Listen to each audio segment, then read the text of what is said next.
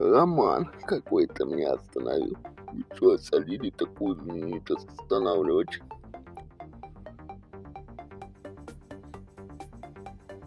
Вроде меня вы чё там зачем, что ли?